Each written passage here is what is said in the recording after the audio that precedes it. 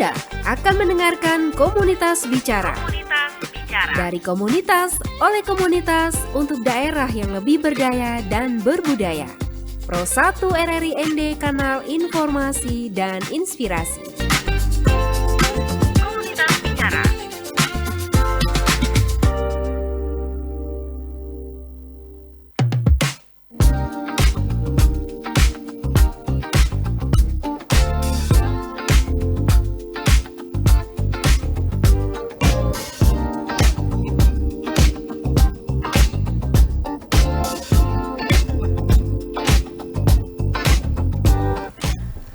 Dari kawasan Jalan Durian nomor 1 ND, selamat malam pendengar program 1 dimanapun Anda berada. Kembali kita di acara Komunitas Bicara. Pendengar RRI malam hari ini sudah hadir ya bersama kita di Studio 1 RRI ND ya, teman-teman IMADA ya, mahasiswa ngada lintas kampus yang ada di Tanah ND, dan kita akan berbincang ya bersama perwakilan ya dari teman-teman IMADA yang sudah hadir, dan hari ini kita akan membahas bagaimana semangat kebersamaan itu dibangun oleh Ikatan Mahasiswa Ngada atau IMADA di Tanah ND, serta bagaimana kolaborasi ini memberi dampak nyata bagi anggota dan masyarakat. Dan saya perkenalkan terlebih dahulu ya, malam hari ini sudah ada Bapak Virgilius Batelina SPD MPD sebagai pendamping IMADA. Selamat malam Pak Us. Selamat malam Kak Christine. Ya, salam sehat Bapak. Salam sehat. Ya, ini yang kedua kali ya. Kemudian ada juga Ketua IMADA ND, ada Ronaldo Alexander Meze. Selamat malam. Selamat malam Kak Christine. Aldo, ini juga yang kedua kali ya. Iya. Oke, baik. Dan juga pendengar RRI, kami juga buka line telepon dan juga line WhatsApp ya bagi Anda yang mau berinteraksi bersama kita di Komunitas Bicara di 0821 4451 1957 dan juga di 0821 3878 8786. Ini menarik ya, malam hari ini terkait dengan sinergi mahasiswa Ngada IMADA lintas kampus di Tanah ND. Ini sebenarnya kumpulan dari mahasiswa-mahasiswa dengan berbeda universitas begitu ya, Pak Us dan juga Aldo. Nah, saya ke pendampingnya dulu nih. Biasanya sebagai pendamping nih Pak Us, bagaimana Bapak melihat pentingnya sinergi mahasiswa lintas kampus dalam konteks kedaerahan seperti IMADA nih yang sudah dijalankan selama ini nih Pak, silakan.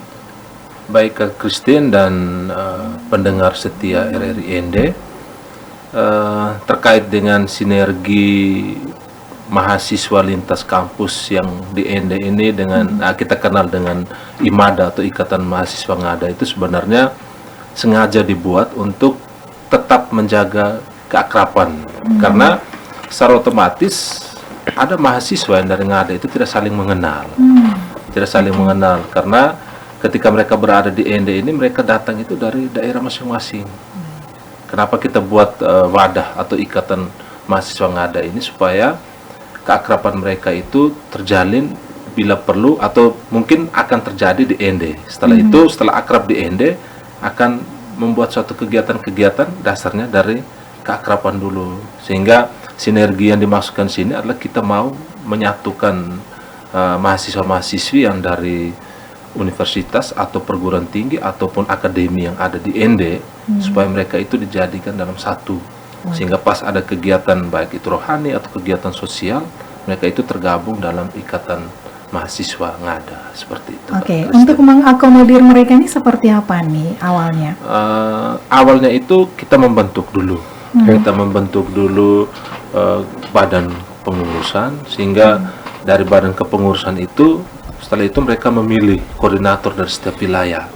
Misalnya ada wilayah yang per kecamatan, ada wilayah yang per area. Misalnya Ngada itu secara umum, tetapi ada Riung, Aimere, dan Bejawa itu sendiri.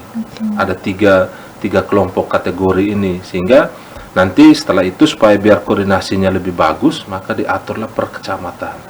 Oke. Sehingga ada mahasiswa, ada keterwakilan dari setiap kecamatan di Kabupaten Ngada itu ada 2 atau lebih dari 2 orang itu pasti ada. Seperti itu Kak Kristi. Dan untuk sementara ini banyaknya berapa nih semuanya Imada? Untuk banyak itu saya kurang tahu karena awal kemarin itu sekitar 50-an, tetapi sekarang ini setelah ada penerimaan mahasiswa baru, kemudian ada tahun akademik yang baru, saya tidak tahu, mungkin nanti sebentar ada Aldo yang bisa menyampaikan jumlah secara keseluruhannya seperti Baik, itu. untuk menjaga kebersamaan ya, supaya tetap mengikat begitu ya, dari teman-teman Imada yang ada di ND sekarang ini. Dan apa yang menjadi tantangan terbesar nih Pak Us? Dalam membangun kekompakan mahasiswa itu sendiri di berbagai kampus, tentunya dengan latar belakang yang berbeda ya. Ya, tantangan itu sebenarnya terjadi itu ketika misalnya ada kegiatan. Contoh misalnya dominasi kegiatan selama ini itu misalnya unflor, contoh satu kampus lah unflor. Jadi karena ada ikatan ini maka ada beberapa mahasiswa yang mungkin kendala saat jam kuliah, terus ada kegiatan-kegiatan di kampus yang bersangkutan mungkin tidak bisa ditinggalkan, sehingga tantangan yang terberat itu, kalau misalnya dalam satu kampus, contoh misalnya mahasiswa unflor saja, kita bisa negosiasi memberikan surat izin atau sebagainya. Tetapi kalau misalnya kegiatannya berpusat di unflor, dan ketika kita melibatkan mahasiswa dari kampus yang lain, berarti kita harus mengikuti jam kuliahnya. Misalnya mereka bilang, oh pagi kami tidak bisa, misalnya jam 10, jam 11 baru kami bisa, berarti kita mengikuti. Itu sebenarnya salah satu tantangan. Ataupun ada tantangan lain, misalnya begini, ada kegiatan yang mungkin tidak sesuai dengan mereka punya keinginan, hobi. Jadi itu menjadi tantangan. Misalnya ada sebagian orang yang suka olahraga, tetapi ada sebagian orang yang tidak suka olahraga. Sehingga itu menjadi tantangan ketika kita fokus hanya satu bidang, akhirnya mereka merasa bahwa ini hanya untuk kepentingan orang-orang tertentu saja. Sementara kami yang lain yang punya bakat yang lain, punya minat yang lain, kenapa tidak akomodir? Sehingga dengan adanya Imada ini sebenarnya secara langsung kita mau supaya mengakomodir. Ketika misalnya ada yang suka nyanyi, core, suka baca note, berarti kita siap kolaborasi untuk tanggungan core di gereja atau di mana-mana, sehingga karena tanggung selama ini juga ada kegiatan-kegiatan rohani seperti itu atau kegiatan sosial lainnya seperti itu. Baik, ini secara garis besar ya, seperti itu ya. Nanti program khususnya seperti apa, saya ke Aldo dulu sebagai Ketua Imada ND. Nah, bagaimana Anda membangun komunikasi nih bersama dengan teman-teman, kolaborasi antara mahasiswa yang satu dengan yang lainnya, ini seperti apa yang sudah dilakukan? Ya, terima kasih Kak Christine. Memang sejauh ini membangun komunikasi bersama dengan teman-teman itu memang cukup sulit ya awal-awalnya, karena semuanya punya pemahaman masing-masing, lalu dari setiap universitas yang berbeda dan dari daerah-daerah yang berbeda. Jadi kita membangun pemahaman ini memang agak sulit juga. Tapi pada saat itu kemudian dengan caranya kita dan senior-senior juga pada saat itu yang masih kuliah ya, dan sekarang mereka sudah wisuda, dan atas dukungan dari Bapak pendamping Pak Us dengan juga Bapak Adam, coba kita membangun ini bersama dengan teman-teman. Kita ajak perwakilan dari setiap daerah terlebih dahulu dan dari setiap kampus. Mari kita duduk bersama, kita coba mengarahkan kira-kira bagaimana nih dengan teman-teman nanti. Oke, dari situlah pemahaman itu masuk, kita coba sharing, dan akhirnya mungkin tidak semua mahasiswa Ngada yang akhirnya bisa bergabung, tapi sebagian kecilnya itu kita bisa rangkul bersama untuk membangun persepsi bersama, membangun komunikasi bersama, dan pada akhirnya kita bisa membentuk ini. Dan pada tahun 2024 kemarin Imada ini dapat dibentuk, dilantik gitu. Oke, di 2024 ya, tanggal 20 Mei 2024. Nah, ini sudah berjalan 2 tahun lebih ya. Oke. Nah, seperti yang dijelaskan Pak Us tadi ya, ini program apa saja nih yang sudah dijalankan teman-teman Imada, kemudian untuk mengakomodir dengan berbagai potensi bakat yang berbeda, ini memang menjadi salah satu tantangan ya, seperti itu. Nah, bisa di-sharingkan pengalamannya seperti apa nih Aldo? Ya, memang kita memang melihat dari teman-teman tuh banyak ide sebenarnya. Banyak sekali ide, tapi memang kita dalam satu organisasi yang lokal seperti ini memang banyak kendala, dan teman-teman bilang, kami pengen main bola nih, dan pada tahun ini bulan kemarin barusan kita bentuk tim bola kita, dan di tahun-tahun kemarin itu program kita lebih kepada kegiatan-kegiatan sosial bersama dengan keluarga-keluarga yang ada, dan itu tujuannya juga supaya kita bisa merangkul dulu semuanya supaya bisa bergabung. Terus yang kedua lebih kepada kegiatan rohani-rohani yang sering kita jalani, dan juga program kemarin itu adalah kegiatan negara di setiap bulan Mei itu karnaval. Kita juga berkesempatan untuk selalu bersama, itu menjadi kegiatan-kegiatan rutin kita yang sering kita jalani bersama, Kak Christine. Oke, baik. Sejauh ini bagaimana respon dari anggota itu sendiri nih, Kak Aldo, untuk kolaborasi? Apakah ada perubahan yang signifikan atau yang dihadapi seperti apa? Ya, memang dalam organisasi kita ini memang gelombang ya, kadang dia naik, kadang turun organisasinya, apalagi teman-teman sekarang lebih kepada fokus pada kegiatan-kegiatan sekolah, apalagi dengan program-program pendidikan yang semakin mengedepankan mahasiswa untuk bisa dekat dengan masyarakat. Jadi banyak kegiatan-kegiatan kita itu yang kemudian tidak bisa kita jalani karena memang teman-teman tuh lebih banyak waktunya di kampus, lebih banyak waktunya di kampus. Nah, ini yang menjadi kendala sebenarnya, menjadi kendala ketika kita mau ajak untuk pertemuan, ada yang kemudian aduh kami masih ada kegiatan ini. Jadi kita untuk saat ini dengan anggota yang ada coba kita bangun komunikasi, terus, kita tetap jalani bersama. Kemarin memang kita duduk bersama itu, coba kita buat ide dulu untuk sekarang bagaimana teman-teman semua gabung. Kita yang perempuan ini cukup banyak sih yang antusiasnya kalau yang cewek, tapi kalau yang cowok ini kadang gimana, teman-teman bilang aduh waktu kayaknya lebih baik kita bentuk tim bola nih. Kayaknya kan semua laki-laki di Jawa tuh ya. Semua teman-teman yang cowok-cowok ini kan semuanya pada hobi bola kan. Jadi ketika bentuk tim bola ini ya akhirnya mulai ada yang berdatangan dan aduh maaf kemarin selama ini kami sibuk ya, sudah kita main bola lah terus ya selama ini, dan sementara berjalan terus sampai dengan hari ini. Gitu. Untuk program-program yang sudah dilaksanakan ini, untuk pertemuannya sendiri ini dibuat jadwal begitu ya? Kita biasanya buat jadwal juga Kak Christine, sebulan sekali. Tapi memang itu tadi kadang hadir dan tidaknya. Kita sering mencari waktunya kan di hari Sabtu. Jadi Ende Bejau ini kan dekat. Kadang pulang pas kampung. Kita mau pertemuan, kalian pulang kampung hari Sabtu kan, jadi dekat ya, ada yang pulang ya tidak apa-apalah. Jadi kita tetap jangan sampai kadang kita terlalu memaksa dengan tipikal teman-teman yang berbeda seperti ini dengan gaya yang berbeda. Kadang kita terlalu memaksa, kadang-kadang jadi jenuh kita. Ya sudahlah, kita berikan kebebasan, tapi memang semua tetap berada pada realnya kita gitu. Oke, saya kembali ke Pak Us nih sebagai pendampingnya. Bagaimana dalam menjaga gerak organisasi ini agar tetap produktif dan relevan ya bersama teman-teman. Oke, baik ke Christine. Pada prinsipnya mereka tuh anak-anak mahasiswa itu tuh berpikiran begini, kami datang ke ND itu untuk kuliah. Ya, dari stigma itu kita mau berubah supaya dan sampai datang ke sini hanya kampus kos. Tapi kalau kita buat dengan organisasi seperti ini, kita mau supaya mahasiswa itu juga belajar untuk bagaimana prinsipnya kita tuh ketika buat ikatan-ikatan mahasiswa seperti ini, ketika mereka pulang itu tidak hanya sekedar misalnya guru, tidak sekedar hanya dia bisa mengajar, tetapi paling tidak ada sesuatu yang selain mengajar itu apa. Saya selalu bilang ke mahasiswa itu begini, kalau kita SPD, sarjana pendidikan, secara otomatis pasti akan jadi guru. Ketika kita lamar itu kan tidak mungkin kepala sekolah tanya, kau bisa mengajar? Tidak. Pertanyaan yang sering muncul kepala sekolah kepada mahasiswa yang sudah lulus itu adalah, selain mengajar, kau bisa apa?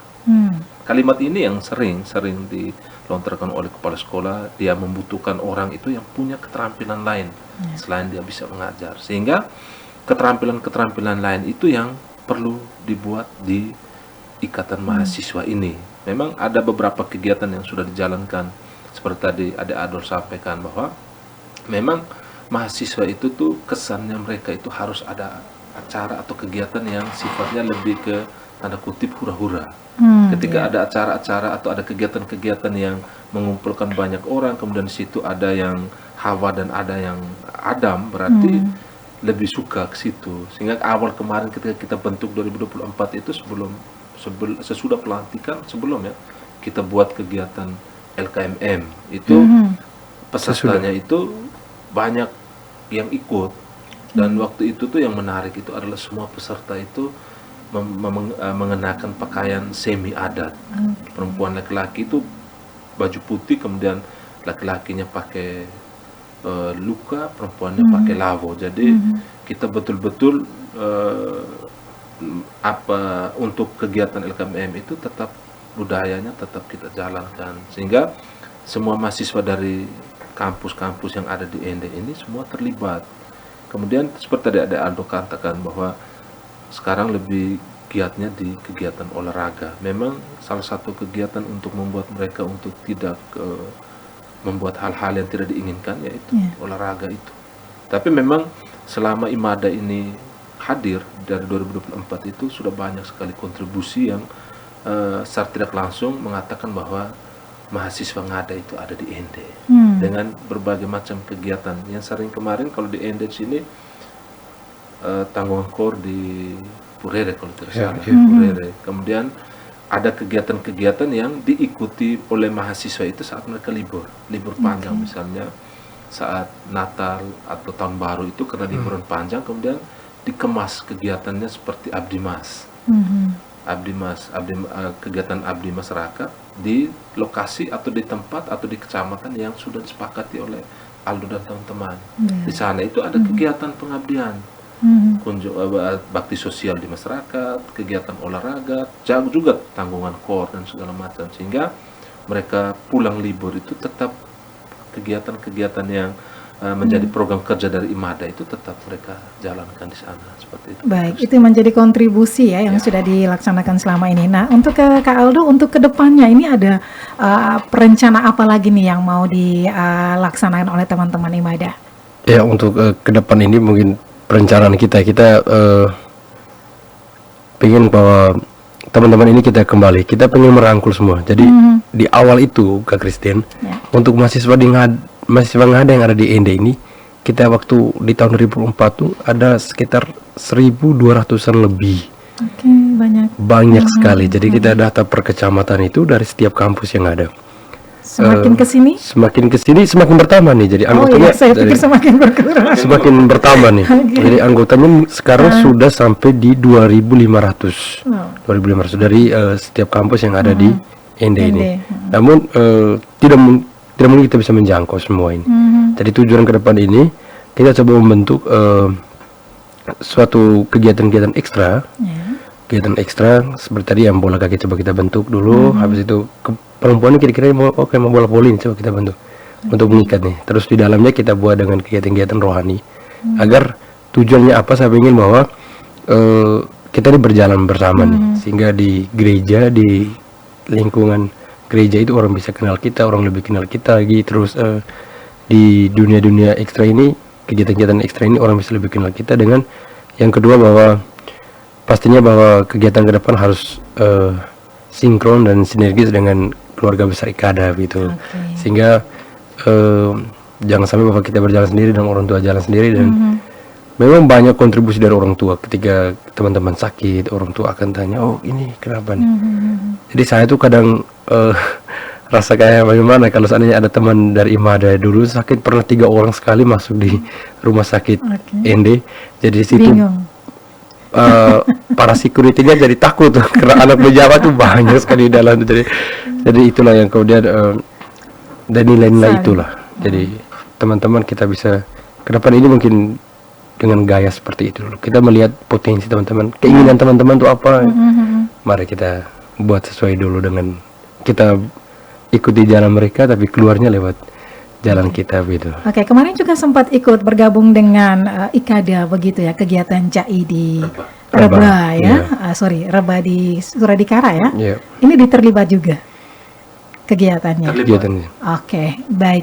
Kita juga undang pendengar ya, Pak Us dan juga Aldo. Silakan pendengar RRI yang mau bergabung, yang mau ingin tahu lebih jelas ya tentang teman-teman Imada yang ada di ND. Silakan kami buka line teleponnya di 0821 4451 1957 dan juga di WhatsApp kami di 0821 3878 8786. Kita ke lagu dulu, kita jeda sejenak dan masih bersama Pro 1 RRI ND dalam acara Komunitas Bicara.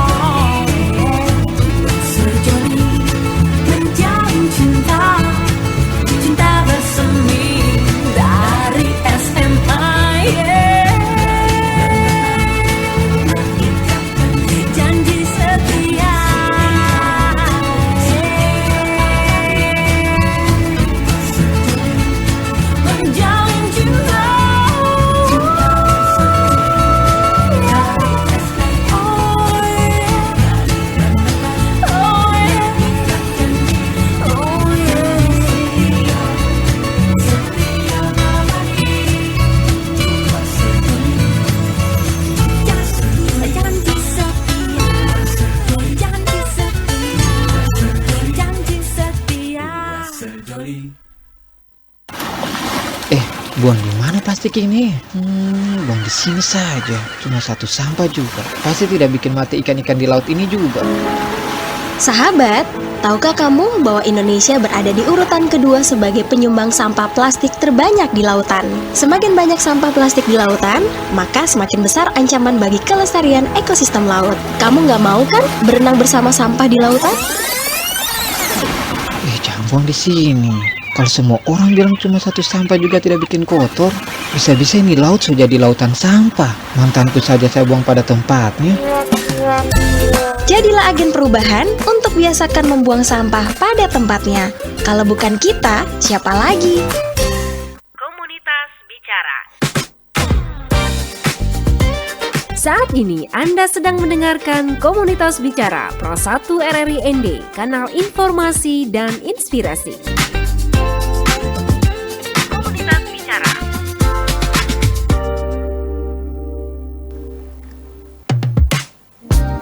Pendengar RRI dimanapun Anda berada, kami masih bersama Anda di acara Komunitas Bicara dan masih ada ya bersama kita Pak Us ya sebagai pendamping Imada dan juga Kak Aldo sebagai ketua Imada di ND. Ini menarik ya, banyak pengalaman yang sudah diseringkan bersama kita ya malam hari ini, baik dari berbagai program kemudian tantangan yang dihadapi. Tentu pendengar juga ingin tahu nih seksi-seksi apa saja nih yang ada di dalam Imada, Ado. Oh ya, baik Kak Christine. Jadi kita ada beberapa seksi di organisasi kita ini. Ya. Namun yang selama ini yang seksinya yang selalu berjalan itu seperti seksi rohani, seksi humas, seksi olahraga. Gali dana, kita juga punya seksi gali dana karena organisasi kita tanpa dana tuh lemah. Jadi kita itu seksi yang selama ini jalan dengan humas. Jadi humas ini yang kemudian seksi yang paling berat. Jadi sering berkomunikasi terus, sering menjalani pendekatan-pendekatan dengan lintas-lintas organisasi lain juga, termasuk dengan kegiatan-kegiatan di luar dari organisasi ini. Itu selama ini seksi kita sering jalankan itu. Oke, dari seksi-seksi ini kan tergantung dari mahasiswa dari kampus apa begitu ya. Oke, misalnya Stipar, seksi Jadi kalau di Stipar itu lebih rohani. Ke rohani. Jadi mereka kan sering mendampingi teman-teman untuk paduan suara. Terus kayak ada teman-teman dari STPM, kita lebih ke bagaimana komunikasi sosial. Jadi melihat situasi-situasi. Jadi kita tidak memberikan kontribusi yang besar untuk kabupaten, tapi kita coba duduk bersama dengan teman-teman, kita berdiskusi nih. Jadi teman-teman dari STPM kadang melihat situasi ini, kita diskusi nih. Situasi yang ada tuh ada begini. Kita diskusi, terus kita informasikan. Oh, cobalah kami ada diskusi nih, hasil kami kayak begini.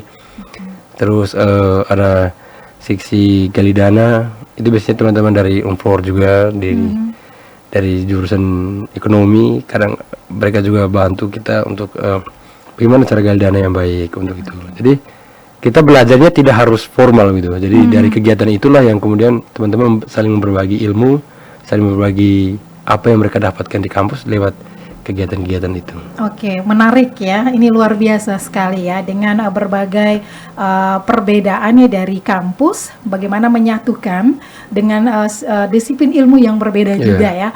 Pernah tidak ketika ada kebaktian bakti sosial misalnya punya program ketika kembali ke kampung halaman yang diterapkan di misalnya di Kabupaten Ngada, mungkin dari suku satu ke suku yang lain, ini apakah sudah ada programnya begitu? Dan itu memang ada di program kita.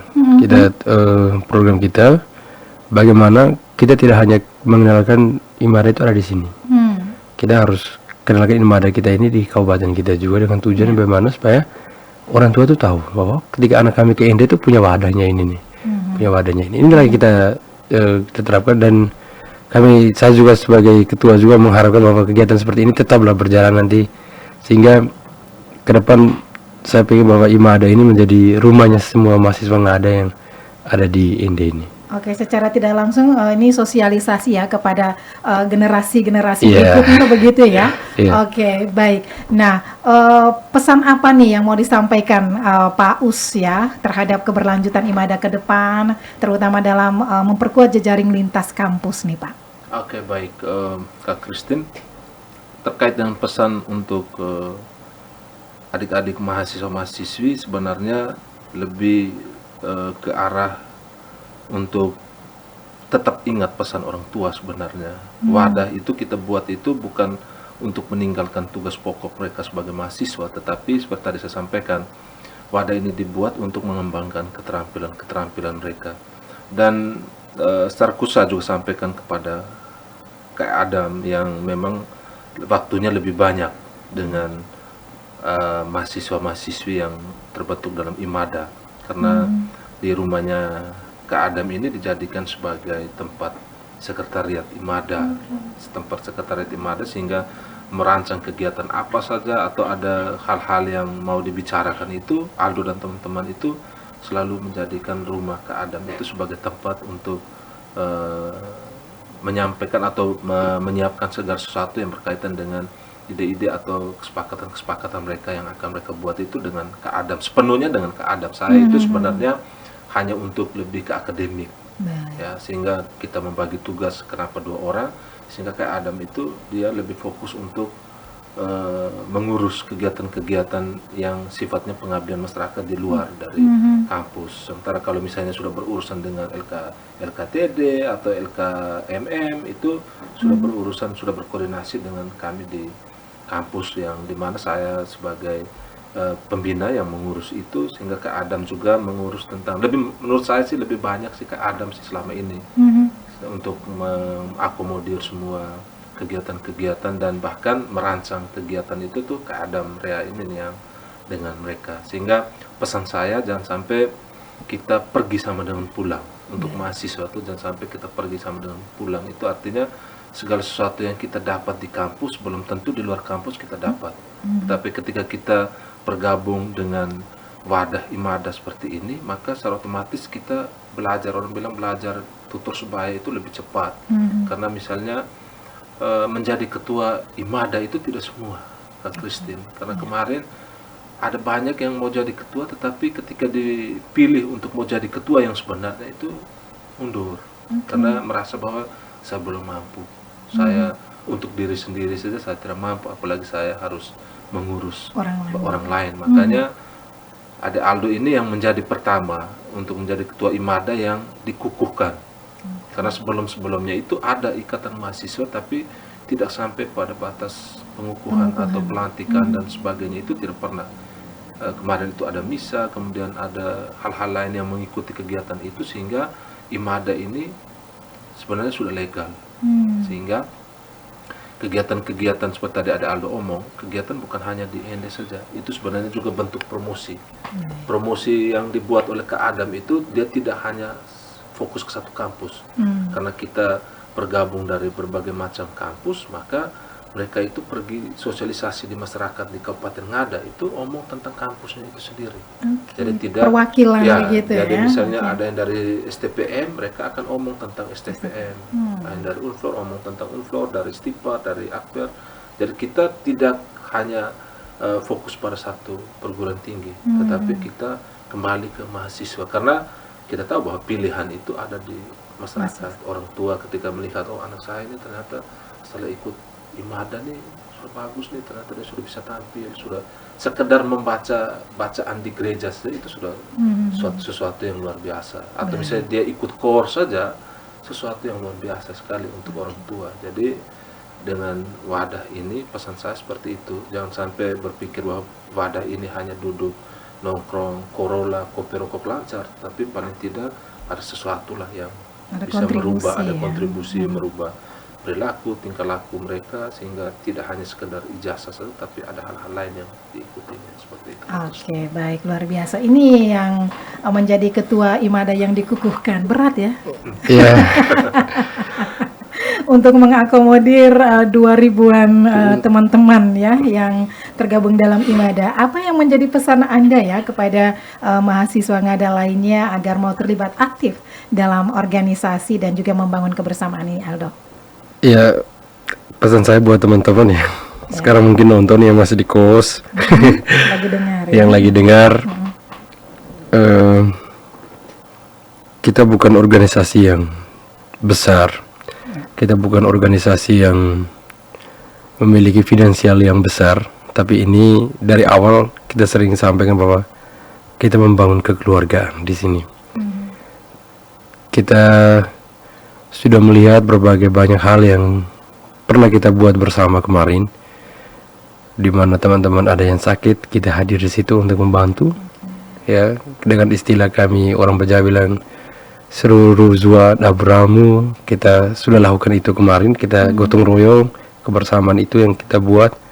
Jadi buat teman-teman, mari kita kembali merajut asa ini, kita bangun kembali impian kita kemarin untuk membangun rumah mahasiswa Ngada di ND ini, agar ke depan adik-adik kita bisa mengikuti jejak kita dan mereka merasa kuliah bukan sekedar untuk belajar akademik, tapi juga bisa belajar bagaimana merasakan kekurangan dari sesama, apalagi kita yang sama-sama dari Jawa.